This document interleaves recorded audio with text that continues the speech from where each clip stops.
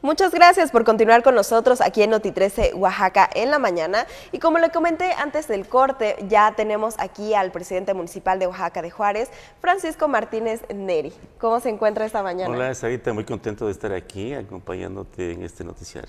Muchas gracias, pues esta es la primera emisión de Noti 13, usted es nuestro primer invitado. Muchas gracias por estar aquí con nosotros. Muchísimas gracias. Y bueno, comenzamos con las preguntas porque varios se están preguntando cuáles son las obras que se tienen aquí en el 2022 y también cuáles son los montos y los tipos de obras que se tienen. Sí, claro. Bueno, pues la ciudad de Oaxaca, el municipio de Oaxaca de Juárez, recibió un presupuesto de 150 millones de pesos, como para globalizar la cifra, para aplicarlo en aproximadamente 150 obras, un poquito menos de esa cantidad. Y las obras que hemos priorizado tienen que ver con pavimentaciones, con drenaje, con introducción de agua, en algunos casos algunas situaciones relacionadas con el acondicionamiento de escuelas. En fin, esa es la parte central que hemos atendido. ¿Y cómo se han ido desarrollando estas obras? Bueno, pues hemos empezado ya, están en curso 16 obras, están en licitación 52, de modo tal que en este mismo año, seguramente a finales, a principios del otro, porque tenemos oportunidad hasta marzo del siguiente año de terminarlas y desde luego entregar todas. Y por ejemplo, también otro tema que hemos visto mucho dentro de su mandato ha sido la cuestión de la basura. ¿Cuál es la estrategia que han venido ustedes manejando para poder solucionar este problema? Sí, hemos elegido un modelo que tiene que ver con la separación. Es decir, en otras ciudades, he visitado varias ciudades y varios modelos, he visto varios modelos en donde el depósito de los residuos sólidos, llamados basura en lo general, se depositan sin ninguna clasificación. Sí. Esto vemos que tiene mucho problema. Ya lo hemos vivido aquí, en nuestro relleno sanitario que está en Sachila. Genera muchos problemas. Pensamos nosotros que con la costumbre que tenemos de que hay camiones que pasan por todas las calles de la ciudad de Oaxaca y con la posibilidad de la separación de los residuos, podemos seguir un modelo de separación en donde los orgánicos no vayan a esos destinos finales, sino que esos orgánicos se utilicen para poder producir composta, para poder producir abonos que pueden utilizarse para camellones en la ciudad, para jardines, y eventualmente pueden ser mejorados inclusive con algunos aditamentos de carácter biológico para producir abonos especiales para determinados tipos de siembras. Entonces, eso es lo que estamos haciendo, separar la basura, separar los residuos, de modo tal que tengamos en esta lógica de ciudad educadora una posibilidad de inclusive utilizar esos recursos. ¿Y cómo se fue implementando este modelo que nos menciona? Bueno, empezamos con algunos proyectos de carácter particular, algunos ensayos. Empezamos aquí en Jaratlaco, por ejemplo, en donde empezamos a separar poquito a poco, poquito a poco.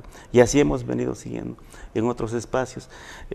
Pasarán seguramente algunas semanas más para que podamos instrumentar este mecanismo en diversas colonias, diversas agencias de Oaxaca. Para ello, pues obviamente necesitamos reforzar nuestro equipamiento. El día de mañana vamos a presentar la llegada de 7 unidades exclusivamente para basura orgánica. Y por otra parte, bueno, hablando de la inorgánica, pues la inorgánica también tiene reciclables, que es dinero, porque se puede vender. Y tiene también una parte que para nosotros es bien importante, una parte que se puede comprimir y se pueden hacer bloques de esa basura y que se pueden llevar a algunos lugares, como el caso de las cementeras, en donde utilizan esos residuos como combustibles para los hornos. Y esto es muy importante. Esto quiere decir que desaparece de alguna manera, hipotéticamente hablando, desaparece, porque la orgánica se va para composta. Y esta inorgánica de la que estoy hablando se utiliza para efectos de combustión. Y la otra se recicla. Y hay una parte final que esa sí va a los destinos finales, mira. Que esa sí se va a basura. Esa sí se va necesariamente a algunos lugares de destino final. Entonces, como verás, es un modelo muy interesante. ¿Y la gente se ha estado respondiendo ante ese modelo? Sí, a veces con ciertas resistencias, como es natural. Sí, claro, después de tantos años de no estar en él. Así es. Y bueno, pues vamos avanzando poco a poco. Sé que no es una tarea fácil, es una tarea de mucho tiempo, pero la gente lo está recibiendo bien. Y ahora que tengamos todo el equipamiento para recoger esos residuos sólidos orgánicos, pues la gente lo va a hacer con mucho gusto, estoy seguro de eso. Qué bueno. Y por ejemplo, ahorita que ya se viene la época de muertos, ¿hay algún plan de poder abrir los panteones, ya que en años pasados por pandemia pues no se había podido hacer esto, pero ahorita sí hay planes de poder abrirlos? Sí, por supuesto. Ayer, debo comentarte, ayer domingo, estuvimos en un tequio, todos los servidores públicos municipales, en un tequio en el Panteón Jardín, que está en Guayapa, que por cierto había tenido un problema, aparte del cierre por estos 2 años de pandemia, un problema muy serio de falta de entendimiento entre ambos municipios. Negociamos esa solución, platicamos ampliamente con las autoridades municipales, se resolvió el problema y bueno, la gente podrá entrar este 1 y 2 de noviembre a ver a sus familiares. Qué bueno, ya hacía falta. Sí, ¿no? Y en los demás panteones lo mismo. Sí. Hay algunas zonas en donde sí no se puede visitar, por ejemplo, la parte central del Panteón General tiene problemas de riesgo, ahí no, pero en 2 zonas, en la parte poniente y en la oriente sí se puede entrar. Y los demás panteones sin ningún problema. Ok. Y por ejemplo, junto con esto, ¿hay algunas otras actividades que el municipio va a estar realizando a lo largo de ya al final de este año? Sí, por supuesto. Tenemos en la parte, digamos, de actividades turísticas y culturales 2 acontecimientos muy importantes. Muertos, fieles difuntos, en donde Oaxaca, junto con Michoacán, creo que son los 2 baluartes más importantes en términos culturales en cuanto a la muestra de actividades muy importantes en ese ambiente. Y más adelante tenemos Noches de Rábanos para hablar de estas actividades de carácter cultural y turístico que vamos a realizar en este cierre de año.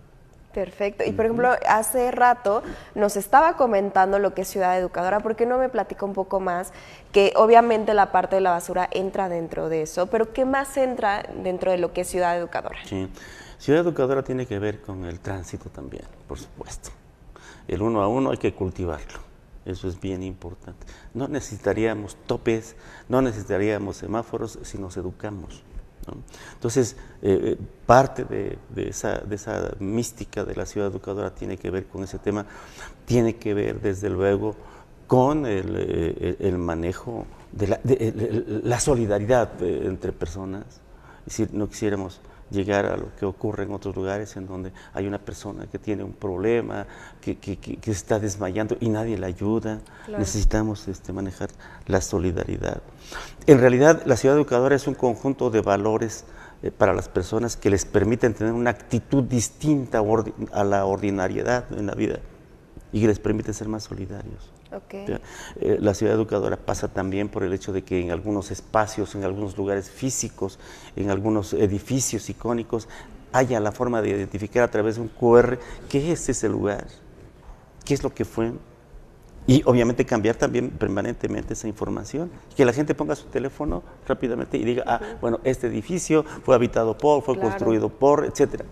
Entonces, Ciudad Educadora es todo un concepto que queremos manejar y que en estos 3 años pensamos consolidar.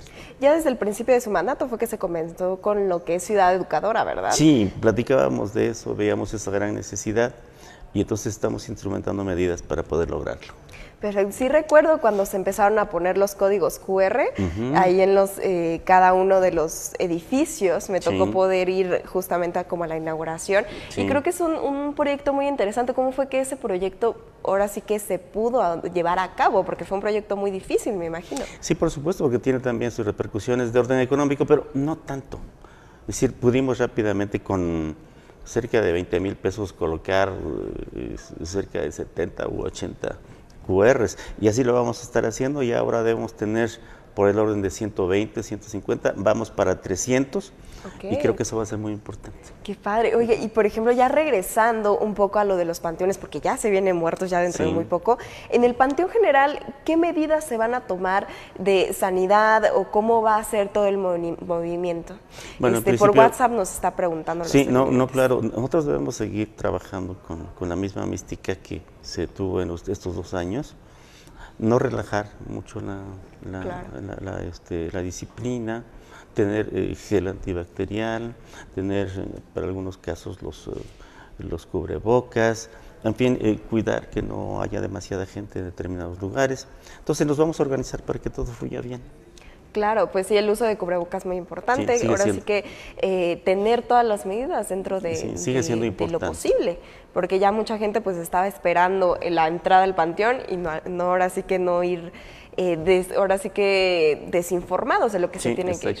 Exactamente. La verdad es que va a ser muy importante que volvamos a los panteones, ver a las lápidas de nuestros familiares, de nuestros deudos, y bueno, pues yo creo que va a ser muy importante que este trabajo se realice.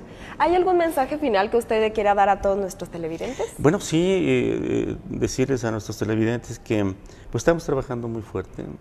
Todos los días empezamos muy temprano, como a esta hora, claro, ¿verdad? Para avanzar más y hacer cosas por Oaxaca, y que les pido a los oaxaqueños que nos ayuden en todo lo que sea posible, que seamos capaces de crear una ciudad educadora, en donde no tiremos basura en la calle, en donde seamos solidarios, en donde acompañemos al turista que nos pide una información, en donde seamos la diferencia, en donde la gente diga, caramba, en Oaxaca la gente es muy educada, porque vive en una ciudad educadora.